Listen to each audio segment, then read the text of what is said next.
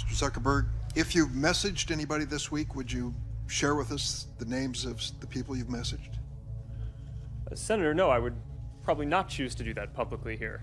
I think that may be what this is all about. Your right to privacy, the limits of your right to privacy, and how much you give away in modern America in the name of, quote, connecting people around the world. Tonight here, a warning about Facebook and what some believe it's doing to kids. The warning comes from two of the company's earliest executives. We kind of knew something bad could happen. Chamath Palihapitiya, a former Facebook executive once in charge of user growth, now says he has tremendous guilt about the social network he helped build. We have created tools that are ripping apart the social fabric of how society works. Former Facebook president Sean Parker recently said the initial goal was to get people hooked. You're exploiting a vulnerability in human psychology. The inventors, creators understood this consciously, and we did it anyway.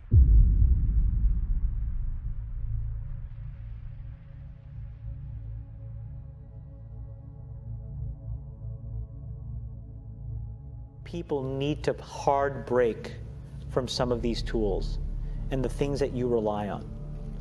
The short-term dopamine-driven feedback loops that we have created are destroying how society works. No civil discourse, no cooperation, misinformation, mistruth. Bad actors can now manipulate large swaths of people to do anything you want. We know that Google is tracking us. We agree to it when we set up our phones. So we wanted to figure out what exactly Google is learning about us throughout the day. So here's what we're going to do. We have two identical phones. The only difference between these two phones is this one is in airplane mode. Both of the phones lack a SIM card, and they haven't been set up to access any Wi-Fi networks. So for all intents and purposes, these phones have no connection to a data network.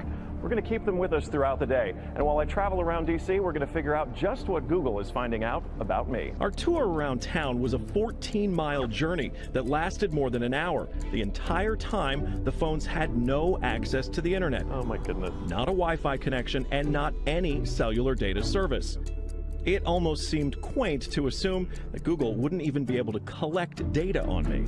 Both of our phones, exactly how we left with them. So let's find out what they know. This is our man-in-the-middle device. It's basically a Wi-Fi network that these phones are going to connect to once we turn their Wi-Fi on.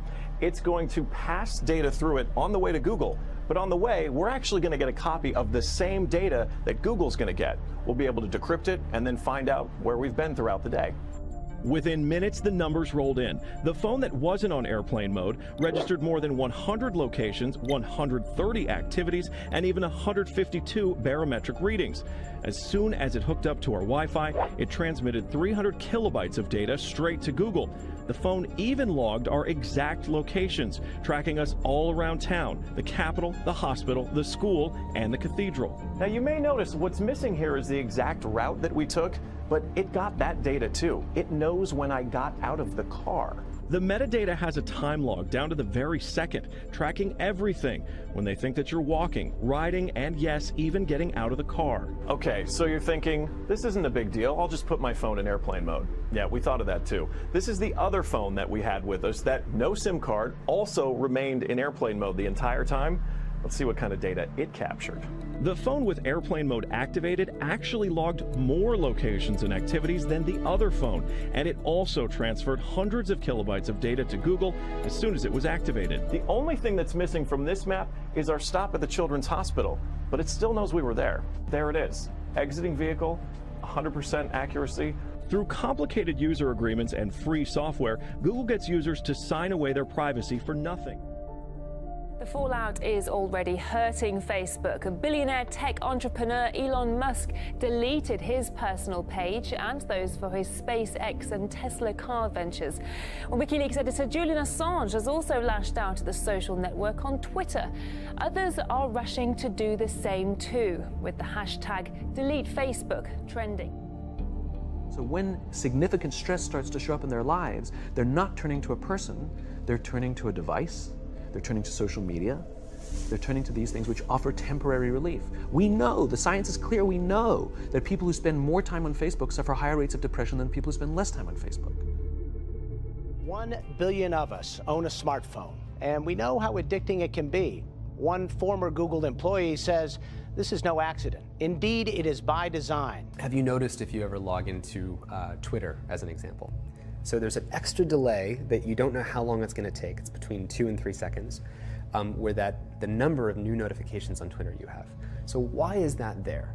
Well, it makes that into what's called a variable schedule reward. It's like a slot machine. So you're playing the slot machine, and there's a time delay, and in that time delay, your anticipation's building, and then you get to see how many notifications I get. And so you become more addicted to checking it again the next time. It sounds like there's just a lot of sort of trickery going on here.